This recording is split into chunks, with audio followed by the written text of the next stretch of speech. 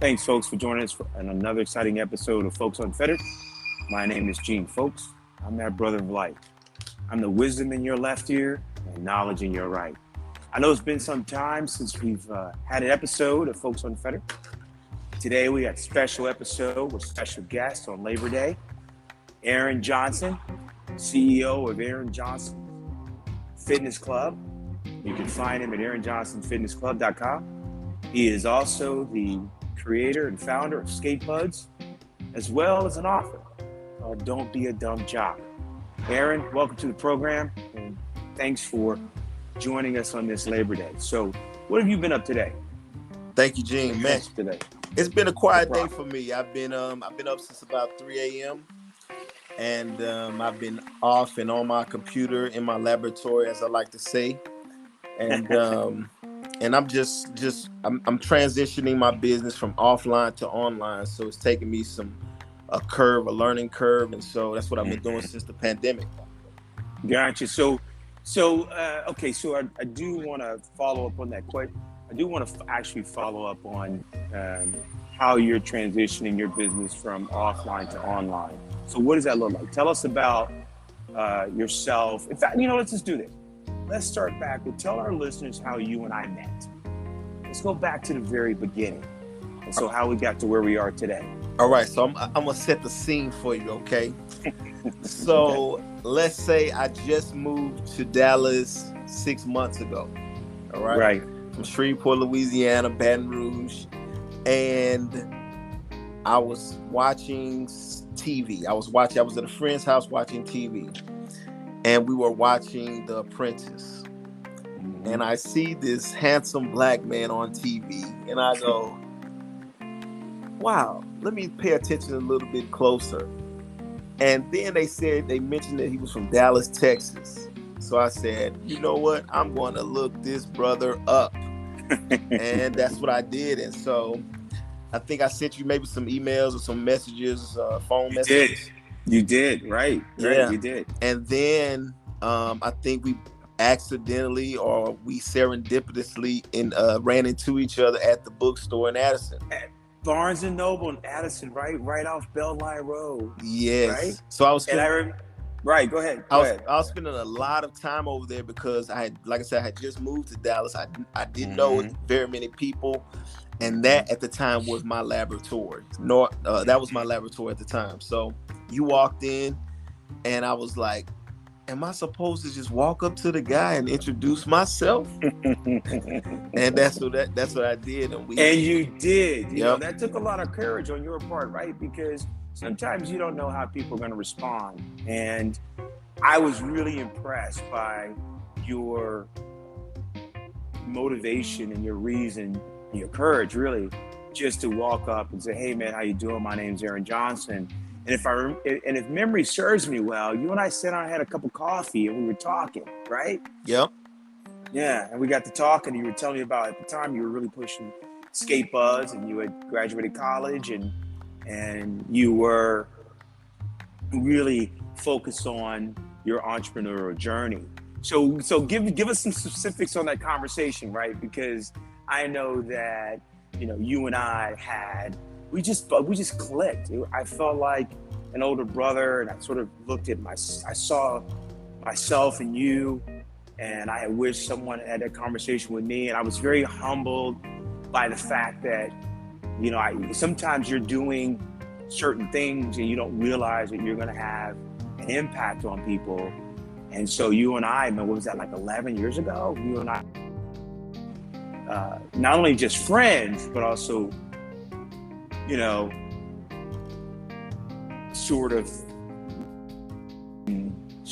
a fellow sojourner on this entrepreneur journey. So tell us about, so go through some specifics there, because I remember you were talking about investing in your company, you had a business plan. So yeah, let's walk through that, because it was really a cool time. I know it was cool for me, and we always seem to run in very similar circles. Right. So to tell you the truth, it was when I saw you on TV on the show with Donald Trump. I really looked at you as a celebrity or as a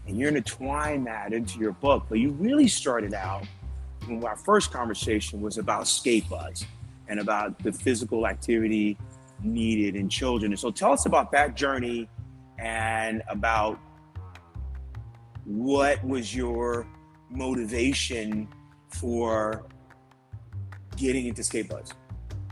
Tell us what skate buzz is. Tell us all about it. Just break it down for us and let us know what started you on that path, that journey. Thank you. Okay, so like you said, like you mentioned, I was an athlete since age 8, and I had the ability. I was able to receive a full 4-year scholarship to Grambling State University as a wide receiver and a punt return. Okay, but during that time, my freshman year, I tore my ACL. Okay, so I went from starting wide receiver, slot receiver, to on the bench for 2 years, or rehabbing my knee injury for 2 years, my torn ACL. And then the guy who took my spot went to the NFL. Okay, so I'm watching the guy that took my spot score touchdowns, break Jerry Rice's record. I was going through depression. I was having anxiety. I was having identity issues. Sure.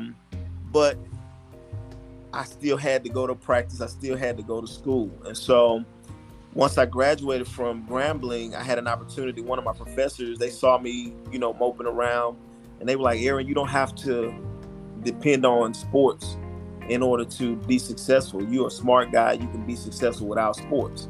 Right. Yeah. So I took that conversation and I thought about it. And it made sense to me. So that same professor gave me an opportunity to go to graduate school at LSU and to receive a degree in the Department of Kinesiology. During my kinesiology studies, they taught me how to repair the mind of an injured athlete. And so I was the injured athlete, but I had never repaired my mind, the mental part of the injury. Interesting, Yeah. Right. So you go and do physical therapy and you do all these things to get your knee stronger, but mentally you're still afraid that you might fall and break, or you might hurt you, re-injure yourself. Right.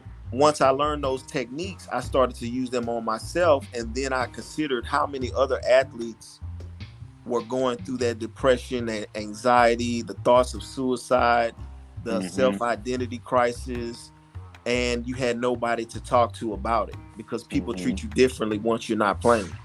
Right. So what do you mean by that? Expound on that people treat you differently when you're not playing. What does that mean? So when I was an athlete, I was a starting quarterback since age 8.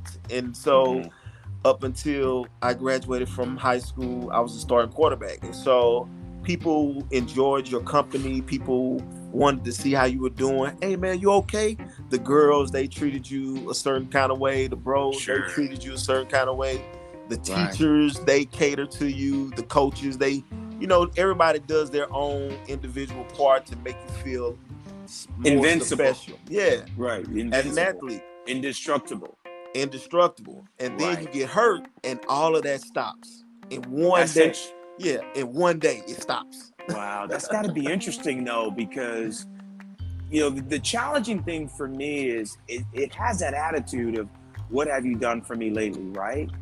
Right. So we get so tied up in sports and entertainment, and even in some cases in business, to where we remove the human element from it. That's really what you're talking about. Yes. And so regardless of the game that we play and the field that we play on, whether that's football, basketball, baseball, hockey, owning an organization or company, being an entrepreneur, when you feel like you're not productive, that can have a negative impact on your mental health. And that's one thing that we as men of color don't really talk. Let me be specific. That's one thing that we as Black men and in the Black community, we do not talk about the mental health of our brothers, right? Right. And one of I believe the divine things between you and I is, look, I think I'm close enough, old enough to be your father. And so, which I hope not. But at the end of the day, what I found was as we were open to one another and receptive to each other and where we are, then we created this relationship that has been survived over the last 11, 12 years. Listen, if anybody would have asked me whether or not I thought I was qualified to mentor anyone, I would say, you're absolutely nuts. That's not it. That's not my thing, right? But it's interesting, and I have to say it this way, it's interesting when the divine comes to your life, literally in my case, when God sets you on a path, he's going to have his way. And I didn't know any other way than to be open to you. I could feel your hunger. I could see your desire to make a difference. And so we were talking about skateboards. At first, to be honest, Aaron, I didn't get it. I was like, yeah, that's cool. I didn't get it because most people did. Because I looked at it from the standpoint of business model. I looked at it from the standpoint of cost of production. And I looked at, you're going to need this amount of resources, but you believed in yourself. And that belief, tell us that belief transferred for you into skateboards. So walk me down that story. Because you've been with that for so long, and you've done a lot of good things with it in the lives of children in our community and outside of our community. Okay. So like I said, like I wanted to, so as I'm in graduate school learning about these different mental health resources and researchers, then I decide, I say, okay, what I'm gonna do is I'm going to start my business, and I'm going to create a business where we can talk to athletes about injuries and overcoming injuries and being productive after you have these injuries. Mm-hmm. But what I found out, so then I graduate, and me and my friend go to LA, and I see these skates, and I'm like, man, those are cool. And my friend, he goes, man, we need to get some of those and take them to Baton Rouge and sell them. And I'm like, yeah, that's what we need to do.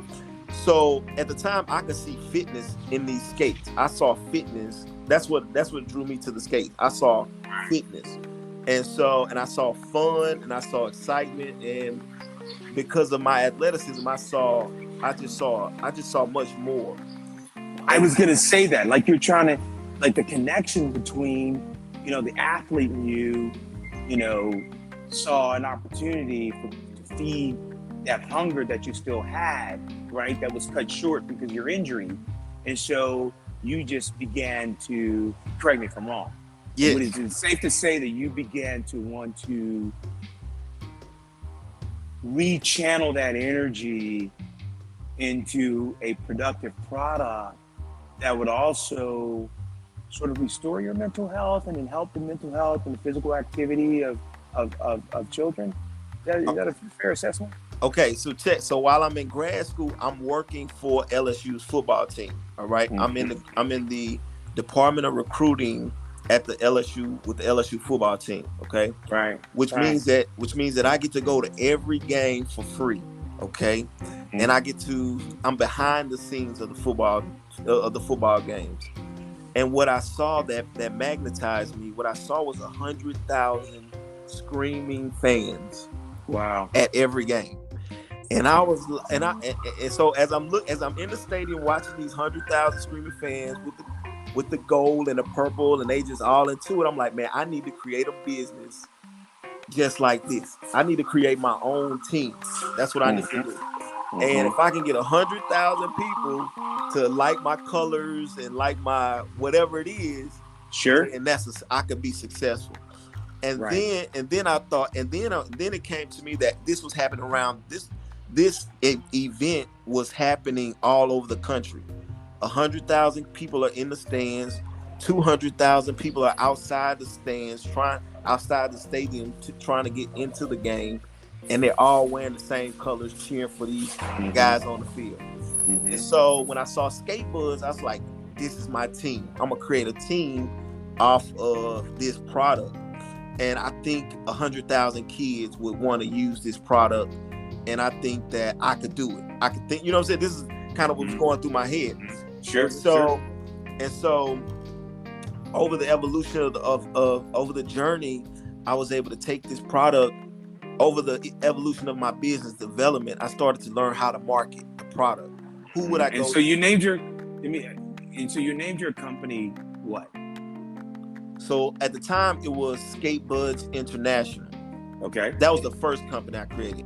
Right. And it was strictly to promote the skate buzz inside the schools, through the nonprofit organizations, and use it within the community's resources. Because at the time, like you mentioned, childhood obesity was at an all-time high, especially in the Black communities, Absolutely. especially in the Black and brown communities. And Mm-hmm. so when I took skate buzz into the Black schools, the kids went crazy. Right. And I was like, oh my goodness, I don't have enough skate buzz. Maybe I should think bigger. Yeah. And so I started doing the research on the number of schools, the number of school districts, the number of students in the country, over the world. And I was like, man, I might sell 1 million skate buzz.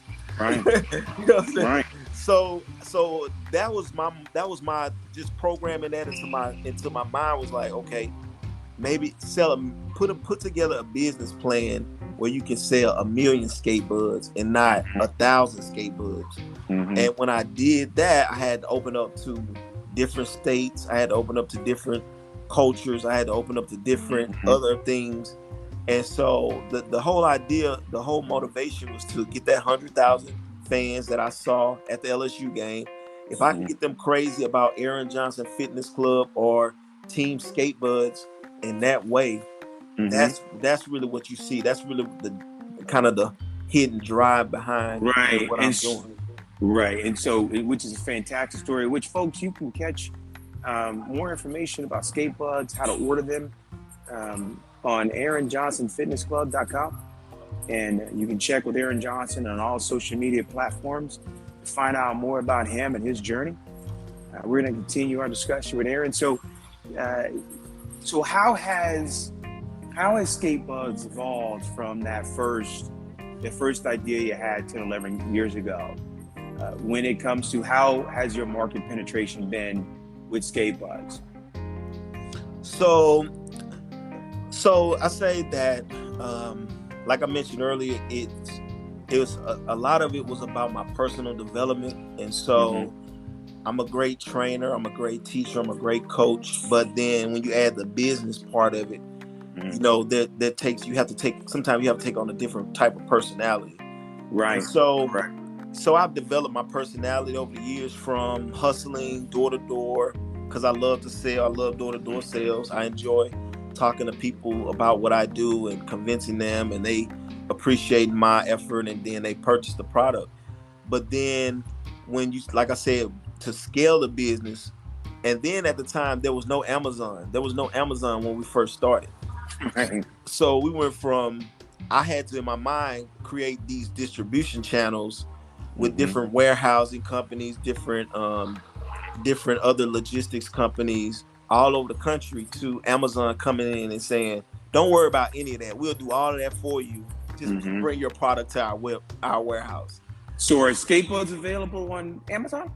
You have skateboards available on Amazon? So they were available on Amazon until this past year. And so as you know, Amazon has grown to be Amazon, and so an Amazon of companies. So the margins were a lot larger in the beginning, and over the years the margins have decreased to a point where I needed to take back control of the warehousing and distribution to create my margins. So it's been a different it's been a scale. So right now I'm scaling the project, and then at another point, when you go to talk to investors, they ask you the magical question: do you own this intellectual property? And 10 years ago when I started, I wasn't thinking about a patent. 5 years ago, I started thinking about a patent. And then over the last 3.5 years, I've been working with some attorneys, some lawyers to design my patent, to have my patent approved. Which is awesome. So they're patent pending right now. And we're patent pending right now, yes. Because you've got different colors now. Yes. Yeah, so we learned about, so going straight to the manufacturer, learning how to manufacture a product, learning how to have the product come through customs and Incoterms and different things that I never had, different business language that I had to learn. It just took some time. It's taken some time to get comfortable, sending $10,000 to China or sending $15,000 to China and hoping that it comes back with your product in a sellable form. And so now, like I said, once the patent is approved, I'll start reaching back out to investors.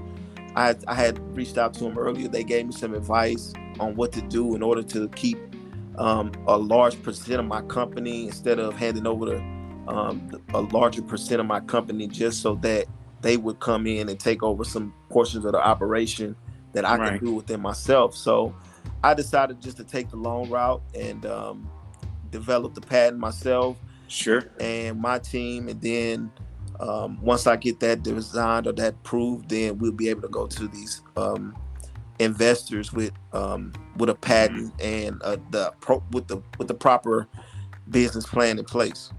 Well, I'll let you know this because of our relationship. That in fact, I'm going to tell you this because I'm in New York these days. I'm focused on a project here. Why don't you send me the updated information on Skate Buzz? Like, what are your sales been? Like, have you seen any revenue? Have you met your goal of trying to reach 100 or 200,000 kids?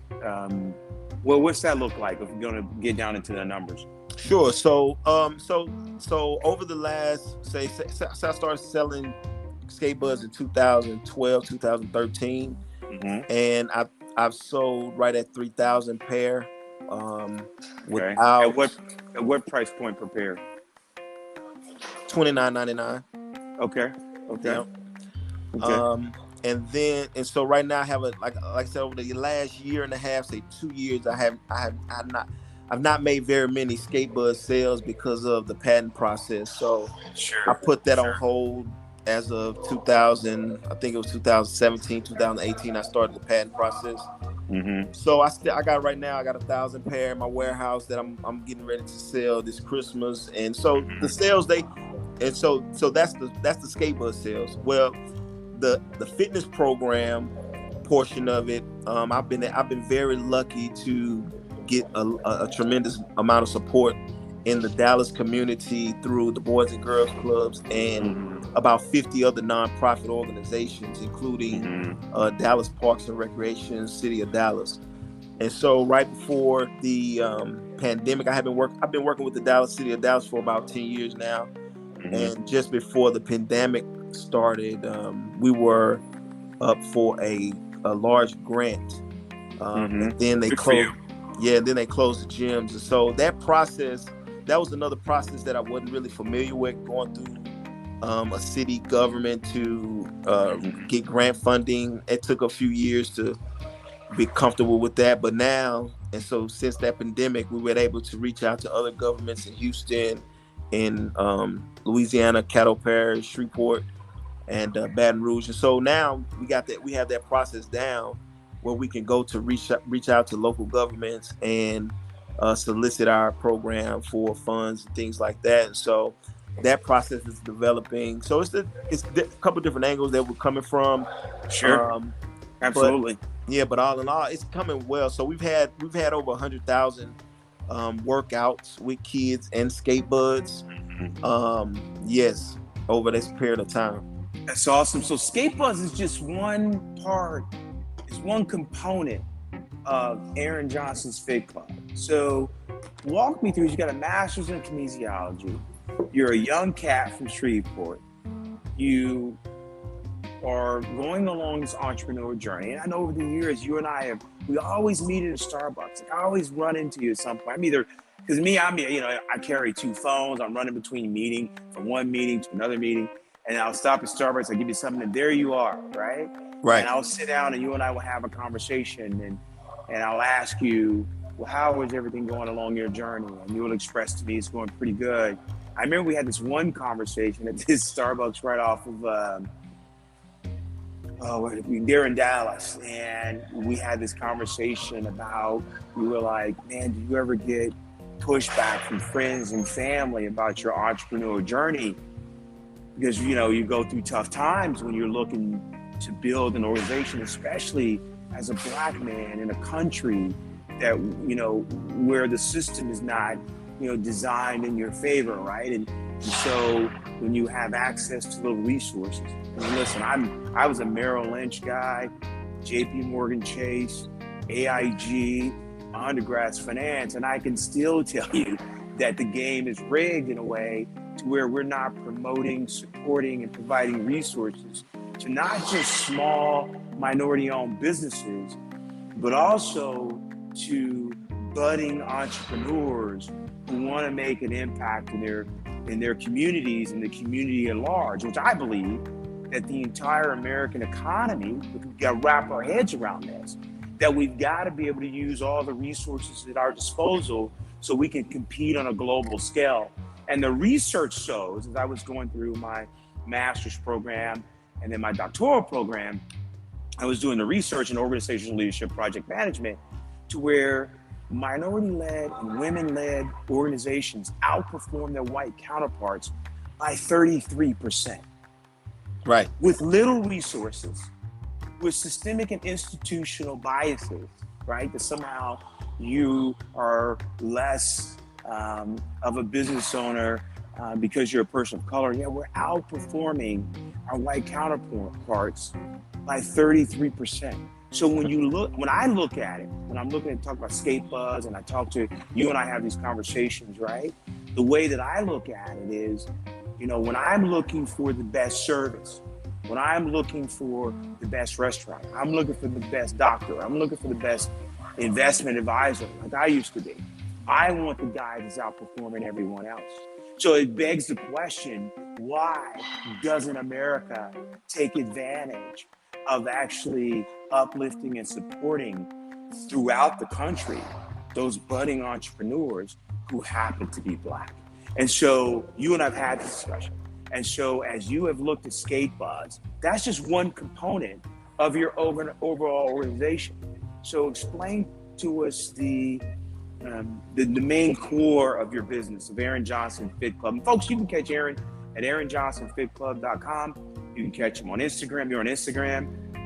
He's on Facebook. He's on Twitter. And he's got I think you're building out your TikTok, right? Your TikTok's coming up?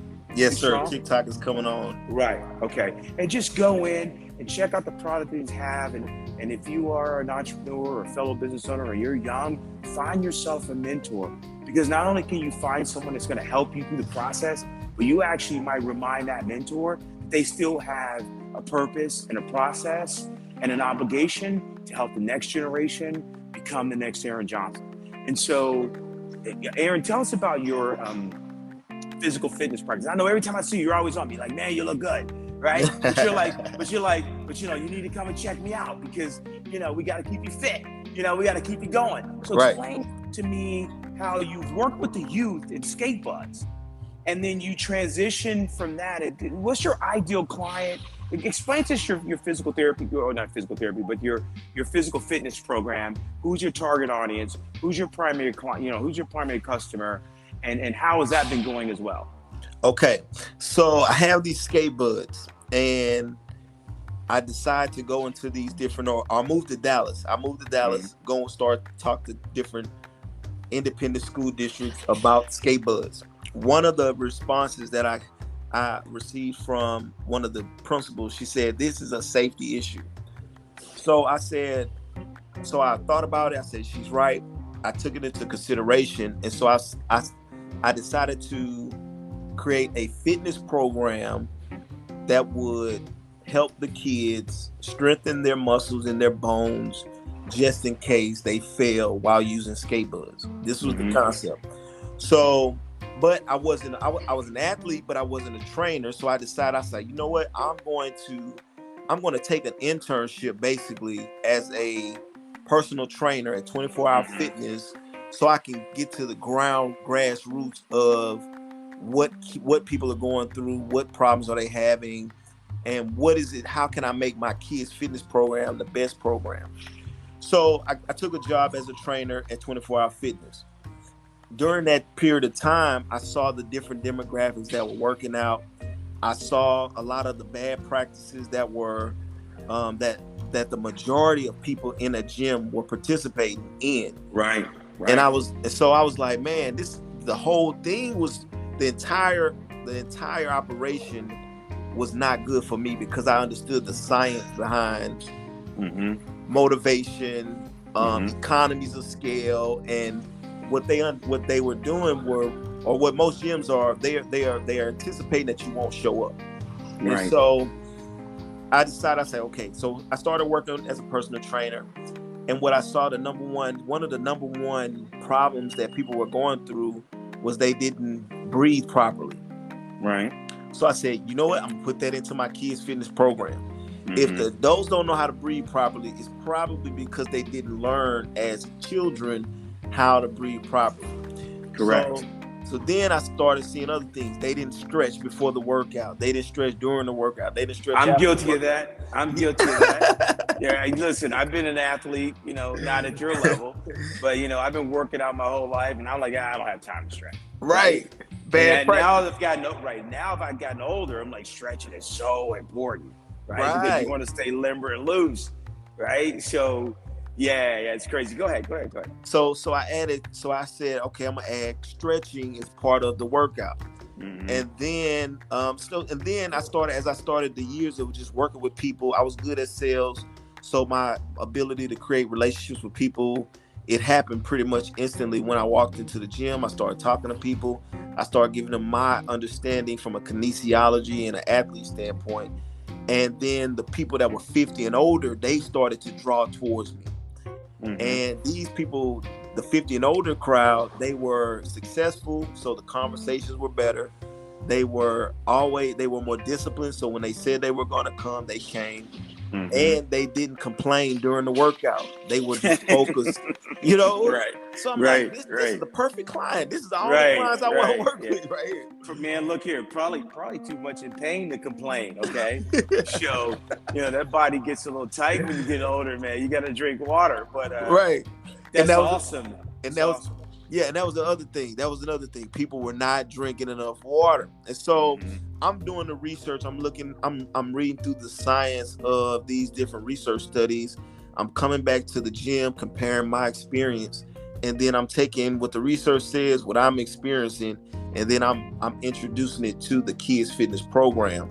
And then I'm making it a fun way so that they'll eventually want. And so I made them do all these different things: breathing, focusing, concentration, stretching, before they were riding the skate buds. Right. And so what I found was that the kids, because I go into a program and I say, I want to work out the kids. They go, the kids not gonna work out. They're not gonna do this. They're not gonna do that. And I say, okay, well let me see. And by the end of a 6-week period, I got 60 kids who have never worked out before, who never knew me. And they all in sync, and they're all working out, and they're all having fun. And it just turned into a good idea. And so I started selling the skate buds with the fitness programs to the schools, to the nonprofit organizations. Mm-hmm. And as I started to shop my program around and I was recording video the entire time. So this was like in 2010 when there was no Instagram. There was no maybe Instagram was around, but I don't think it was. But at the time, right. It was like a lot of things going on, but you could tell that video was about to start to come into play. So I was recording these videos, and I said, okay, I'm gonna have these videos just in case they don't want to invest into my business. And I'm saying they, like investors or people, my family or my friends or people around me. So this is gonna be my backup. So I created the program. I started to shop around, and then Irving Independent School District picked my program up. They were a small district. They had about 80,000 kids at the time. Mm-hmm. And so I talked to the principals, I talked to the athletic administrators. They liked it. They understood childhood obesity. They have a predominant Black and brown population. Mm-hmm. And they allowed me to come into their schools. I think they bought 100 pairs of skate buds for the kids, 100 helmets, 100 skate buds. Mm-hmm. And so that was another transaction. So I'm like, okay, if I get one school district to buy a $4,000 package, how many other school districts can I get to buy? And so it's just become a development program. And right. Aaron, the interesting thing about what I hear you saying is you didn't just focus on skate buds, you actually focused on changing lifestyles, and you also were multi-generational. So you saw the importance of childhood obesity and trying to teach children at a very young age in order to incorporate a healthier lifestyle than what they've known. Because listen, we live in the age of technology. And so, kids just get on their laptops and their phones and they become very sedentary. And you do enough years of doing that, and then you become an adult. And so you have these bad habits and patterns, right?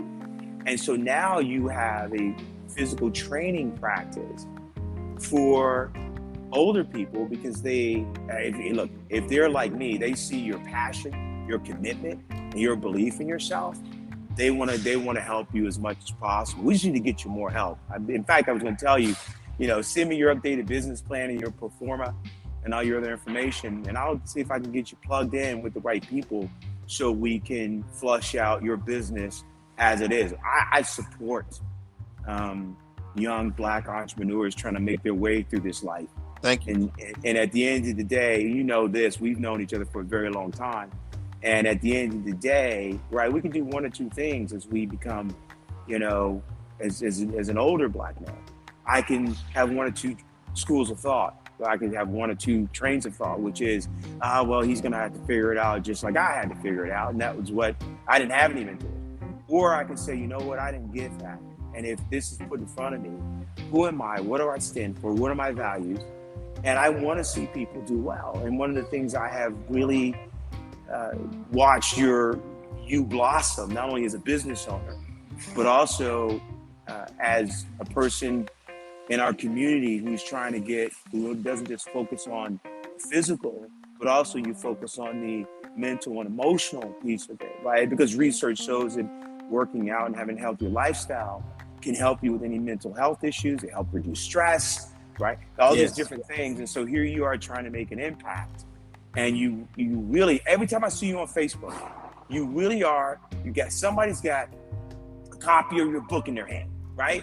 And that's just you are really your own self-promoter. And so as we transition from skate buds and we transition in from your physical training practice, which folks, again, check out my man's website, AaronJohnsonFitClub.com.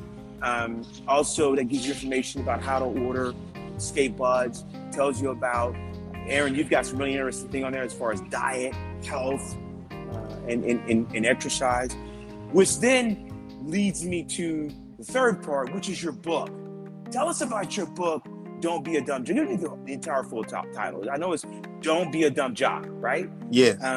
Tell us about the impetus that inspired you to write the book, and also how has the book been received, and what are some of the takeaways from the book?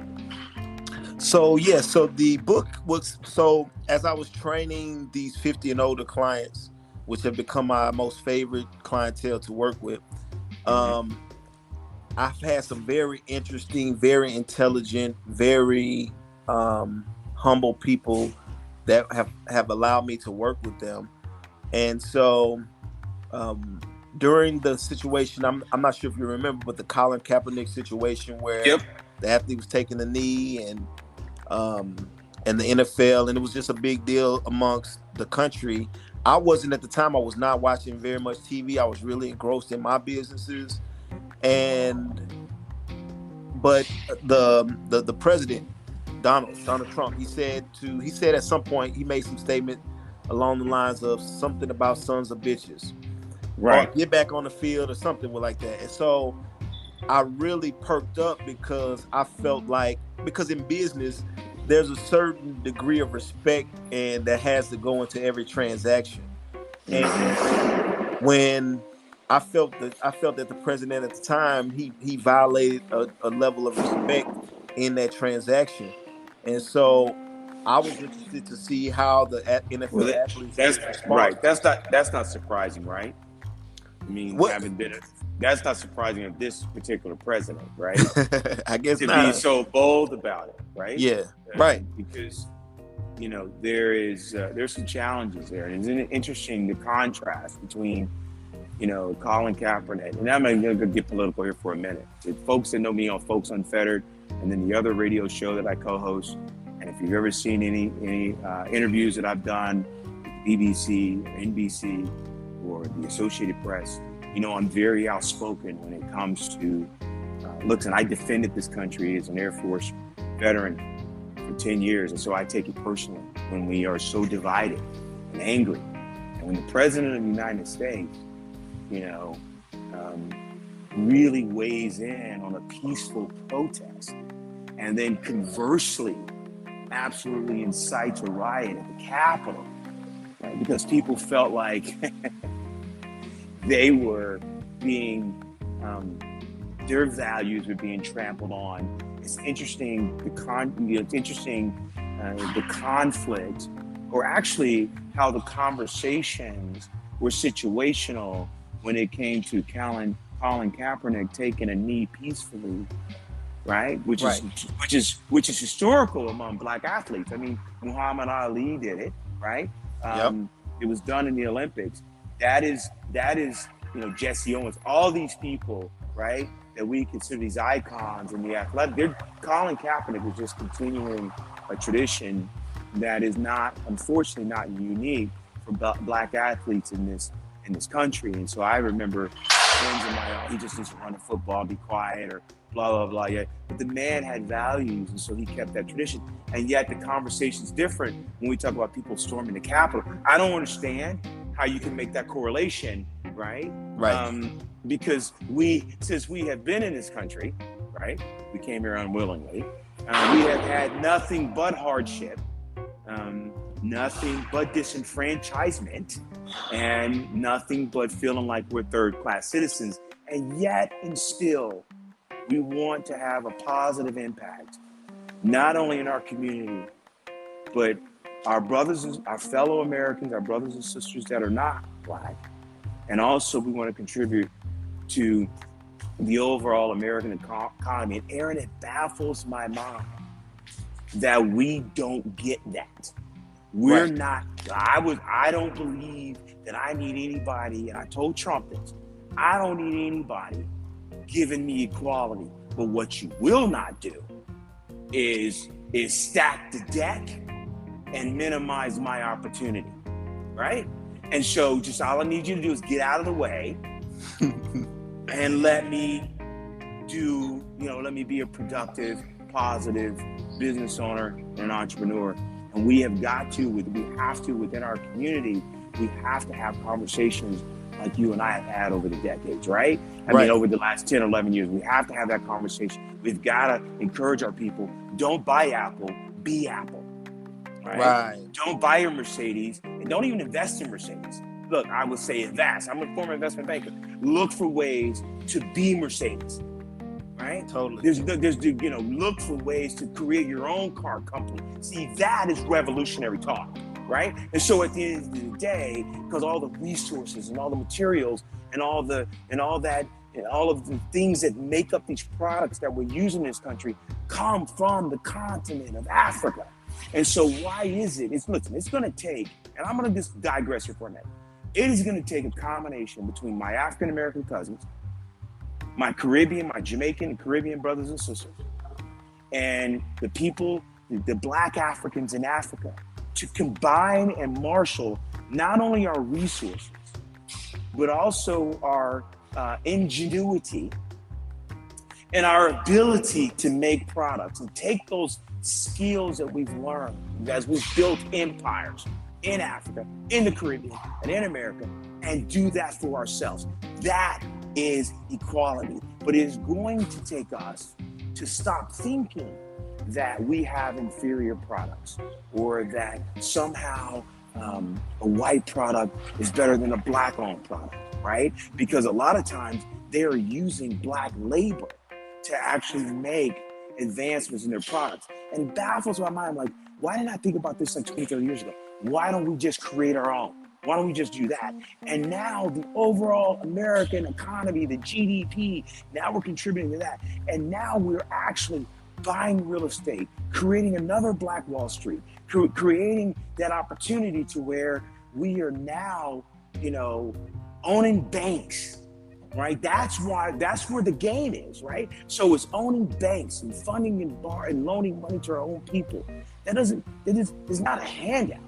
That's what we have to be able to do. But now we live in a system where we have to break down those institutional and systemic barriers. That's what my cause is for your generation and the generation after you. We got to break down those institutional and systemic barriers to our success. And when people tell me, give me just one more minute. When people tell me that, well, it's going to take us time to do that, my attitude is it didn't take you that much time to build it. So it should be quicker to bulldoze it down, right? And at the end of the day, make it. So it's not a point. It's not a matter of we can't. It's a matter of we don't want to. And at the end of the day, your generation is not giving us a choice, right? We got to go beyond diversity and inclusion. We've got to go beyond, this large organization is going to give money to you. And I get it. Look, we need that right now. But what we've got to do is use that old scriptural analogy, a parable, really, of if you teach a man to fish, stop giving out fish. Teach people how to invest in their neighborhoods, right? It's great, Starbucks. Invest in your competition so that, have a Black-owned version of Starbucks, right?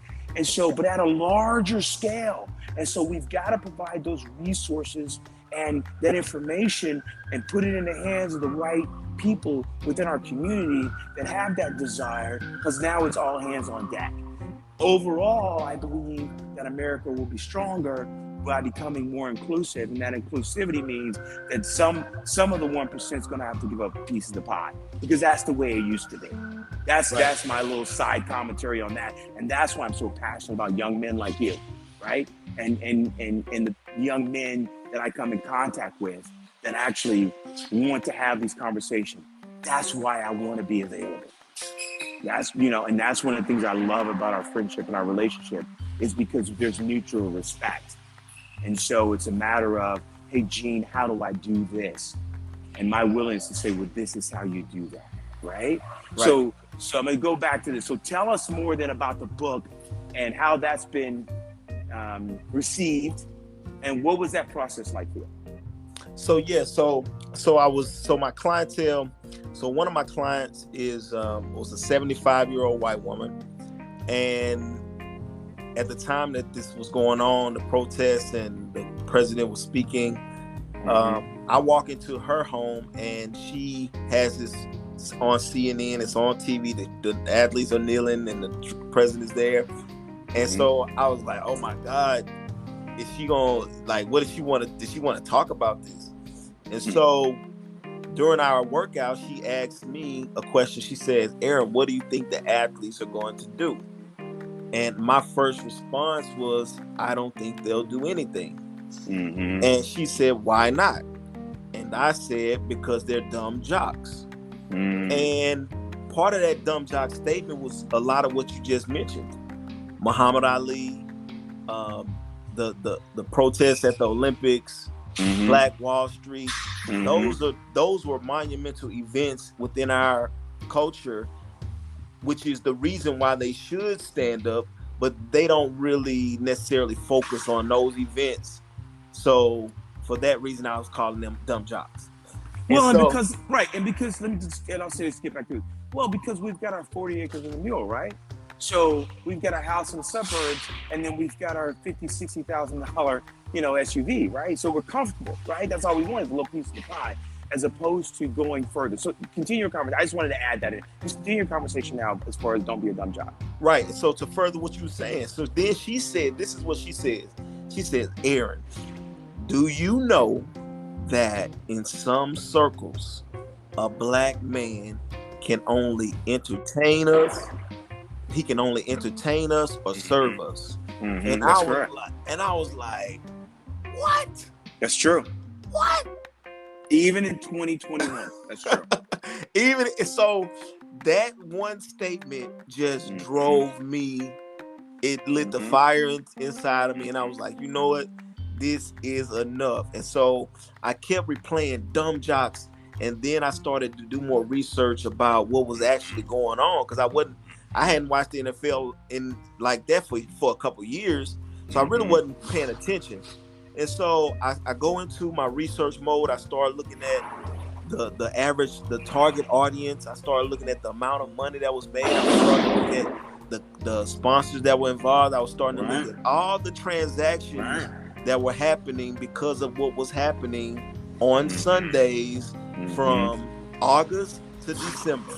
From August to December, these people are making billions of dollars for 16 weeks. So I was like, so it just start burning, and I was like, don't be a dumb jock. And so I ran that title by a few other people, and they were like, don't be a dumb jock. I got more consensus on don't be a dumb jock than I did on my first couple titles. And so that's how I started.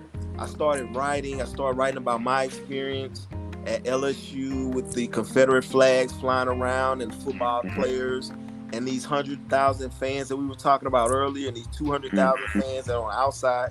They're all coming there to watch these black men play football. And the Confederate flag is on the outside of the stadium. As soon as they walk into the stadium, they got to put the Confederate flag on the outside of the stadium. They walk into the stadium, they cheer, walk outside the stadium and pick up their Confederate flags and go home. Which and isn't that right? Go ahead, finish your thought. Yeah, and it just overwhelmed me, and I just couldn't stop writing. You know, right? Isn't it interesting to me that, listen, I used to be stationed in Germany as an Air Force guy, right? America entered the war after we got hit in Pearl Harbor, World War II, right? To defend a small group of key people against the atrocities that were being committed against them. Isn't it interesting? And then all those symbols and all those replicas of that atrocity were removed out of that country for the most part. And yet, isn't it interesting that in America, those same symbols of oppression and genocide, attempted genocide, our own Holocaust, if you will, to where we are expected to walk down, a Confederate named highway, or to look at and celebrate the group that actually lost the Civil War, right? And what the Confederate flag, as a Jew, I was born in Jamaica. I know about the Confederate flag, and I'm kind of like, that doesn't really mean anything to me. I'm like, it's okay, it's whatever. My mom's an American, but she had a really different take on it. And so I'm like, wow, wait a minute, that is an emblem of my oppression. And so it's subliminal in nature because, listen, the minute you get up in the morning, right, and you try to do something different, that is that attitude. They only see you as someone that they can, hopefully it's starting to change, but it's not changing fast enough, right? So they only see you as someone that can entertain us or serve us. And so the funny thing is while I played sports, I was a heady kid. I was a nerd. And so my playing field was business. And I was like, how come there are not many people? We had Reginald F. Lewis back in the day and some other people that remain unnamed, most are quiet, but there wasn't enough. How come when I'm looking at magazines and reading all these different magazines, I'm not seeing people like me? And more than that, even when I did see people like me, there was not the conversation about what steps do I need to take to do that. And so we allow that ignorance in our community and outside our community. It was like, we'll just go get a job, right? And I'm not opposed to that, but I'm like, listen, I got a burning desire for me. If that person go buy a building, I want to go buy a building too. I can start a company too, and I can do this too. But then we live in a country that doesn't support that. And a lot of times it is because subliminally, the Confederate flag, walking down a street of a Confederate named road or highway, having a street that you lived on, you get it everywhere when you're a black man in America, right? There's no such thing as ever relaxing, right? And so, of course, that's going to reaffirm their belief that all I can do is entertain or serve you, right? And that's why it's important to have those in the entertainment space guard our mental health.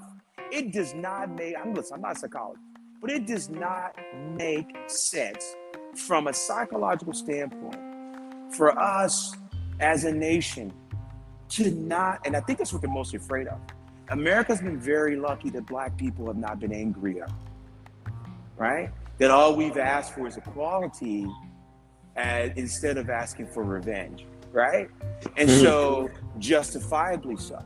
And so it's going to happen one of two ways. We're either going to get on the stick, and we're going to, as a nation as a whole, and we're going to start sharing the pie, or people are going to get frustrated enough, they're going to start taking it. And there's not enough cops for that, okay? So at the end of the day, that's because you had people that apparently had enough, right? Think about white privilege. They had enough, and they stormed the Capitol.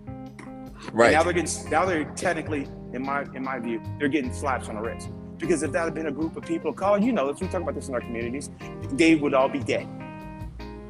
Right? Close, yep. And so they'd be dead, or most would have been murdered. And the people defending the Capitol,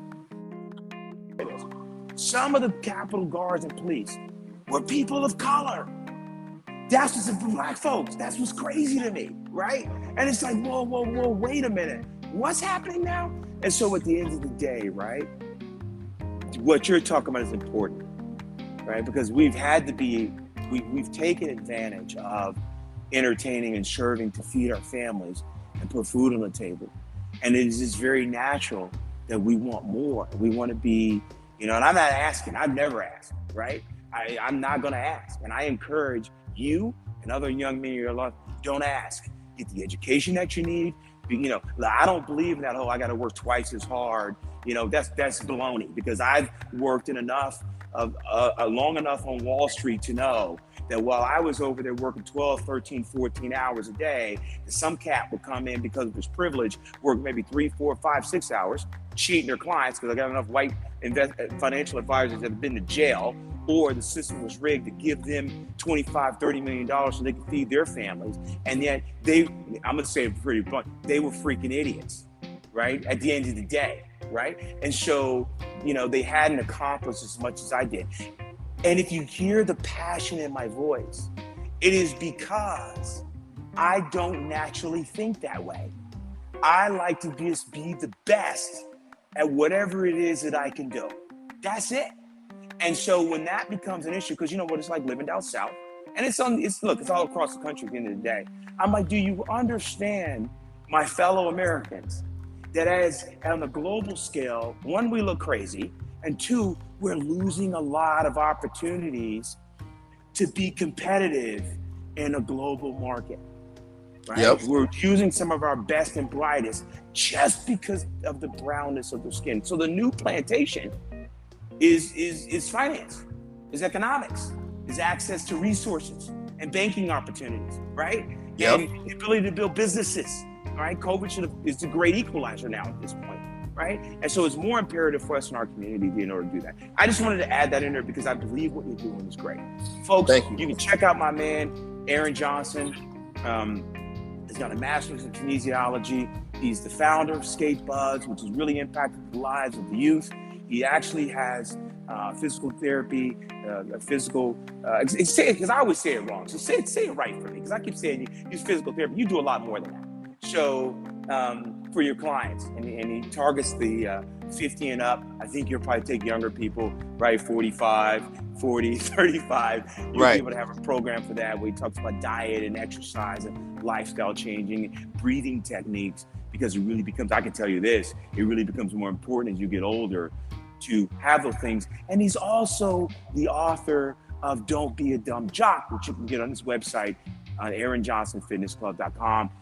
Connect with my man on social media so that you can learn more and be supportive of this young professional who just happens to be Black and trying to take care of the social, economic, mental health, and physical components that make us all human beings. So continue your conversation about the book, about Don't Be a Dumb Jock. How many copies have you put into print? What is one of the key takeaways? What is one of the key things you want people to take away from your book? Right. So I published the book in 2018, and I did not start to market the book until the pandemic, which was 2019, March 2019. So to date, I've sold right at 750 copies. Wow. And okay. Yep. And you sell them, or you're selling yourself. You're not going to a publisher or anything like that? I recently just signed with the publisher here in Dallas, Beyond Publishing. Okay. And so that we're working on some things to get the publishing official, or to get it out into the different distribution channels. Nice. But Amazon has the book, and you can, like you said, you can find the book on my website. So through Amazon, well, actually, I'll say no. I probably sold more. I've printed 770 books. I've sold 750 books, and that's not including the sales online, so Amazon and things like that. So that's fantastic. Yeah, so it's going pretty good. It's been received very well. I think the message resonates with our community quite a bit, and that's what I've been seeing a lot of success with. And so we're gonna keep it. I've just turned it into a 12-week online program, and we're gonna create a community around Don't Be a Dumb Jock, supporting athletes and people in the communities that are using their muscles and their mental health for something other than sports, and to build community. That's fantastic. So again, give us your contact details, right? So give us your contact details. So again, tell us where we can find the book, tell us where we can find more information about you, tell us where we can find more information about Skate Bud. You can find more information on all social media sites at Aaron Johnson Fitness. You can go to my website, AaronJohnsonFitClub.com, and you will see the Skate Bud program. You'll see Don't Be a Dumb Jock, the 12-week program. We also have some free downloads on there that you can receive through your email inbox. And we're just going to continue to develop the marketing, like you mentioned earlier. We need to get more eyes on what I'm doing. So the phase that I'm in now is more about marketing and distribution, and so we look forward to creating more relationships and partnering with people that can help us spread the message. That's awesome. Last question. What was one of the most surprising things that you found as you went along this entrepreneur journey? What was the thing that if you look back on, you said, wow, I didn't anticipate or expect that? That nobody would believe in me. That part has been the most shocking to me, and I'm saying that maybe it's the ego that's saying that, because I was a successful athlete, I was a successful person in school, and business is a different animal, but it's still, there's certain principles that go with life that are going to make you successful in business. So I think the fact that I've had to endure a lot of the journey by myself, and throughout the journey I've had certain people like yourself, like a couple other my mentors, that have let me know, just keep pushing, you're doing okay, just keep going.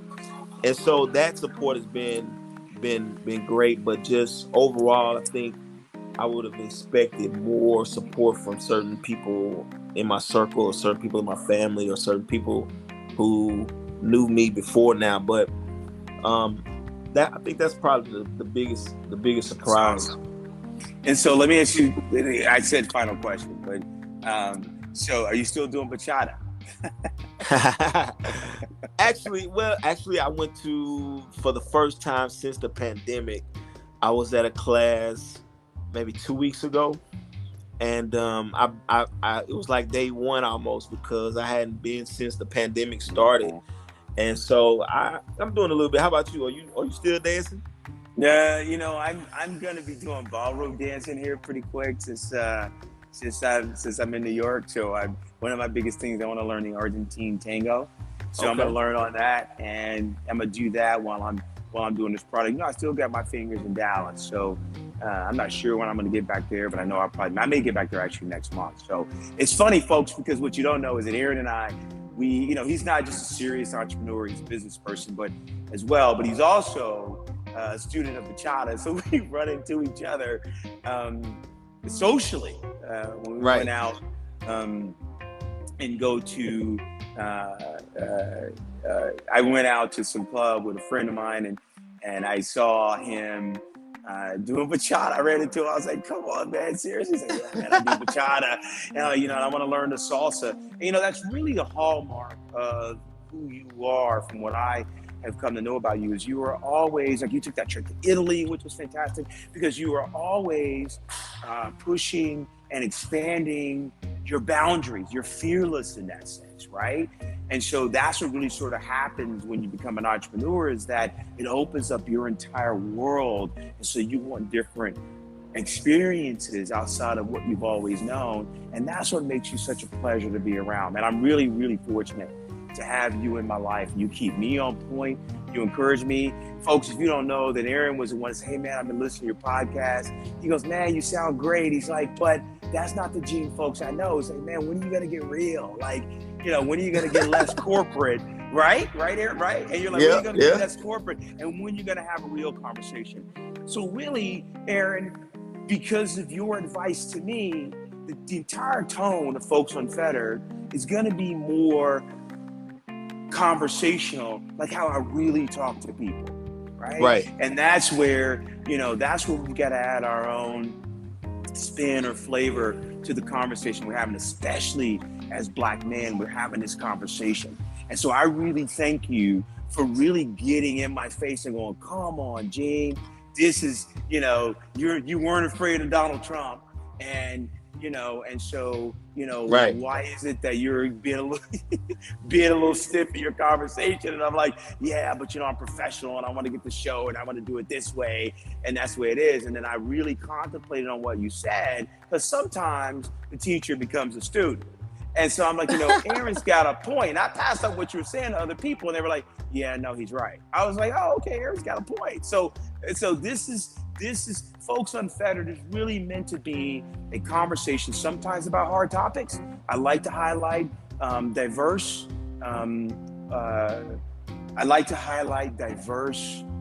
owners and entrepreneurs and people on their way up to help them get the word out, so that overall we can take advantage of those people and those stories that are positively impacting the lives of not just some Americans, but all Americans, because there's some little boy somewhere, right? And you and I are proof of that is looking at Aaron Johnson right now going, I want to be that guy.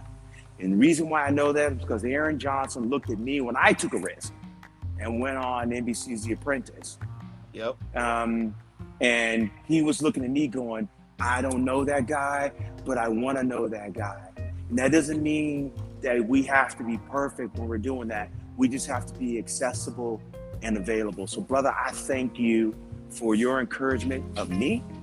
I thank you and value our friendship. And so that respect goes both ways. Thank you, sir. Thank you very much. No problem. Folks, you have just listened to another exciting episode of Folks Unfettered. We've been sitting and talking to the CEO of Aaron Johnson Fitness Club. He is the founder of Skate Buds. He is also an author who wrote Don't Be a Jump Jock. And he's also a physical therapist dealing with not only the youth, but also the seniors. Check him out on all social media programs. Thank you for your time and attention today. Aaron, thank you for the time you spent with us on this Labor Day. I wish you mad respect, young brother. But don't forget, send me the latest business plan and the pro forma. You got my email. Send it to me. Let's get it cleaned up, and let me get you out there in front of people so I can help your business grow into what it is that you want it to be. Thank you very much. And I enjoyed the podcast. Yo, for real. This episode will be coming out this Friday, by the way. So you and I are going to put that out there. And I'm going to clean it up a little bit, but I'm going to leave it as is. I really, really appreciate your time and attention today. Thank you very much. All right, man. Thank you. All right. Bye-bye. Bye-bye.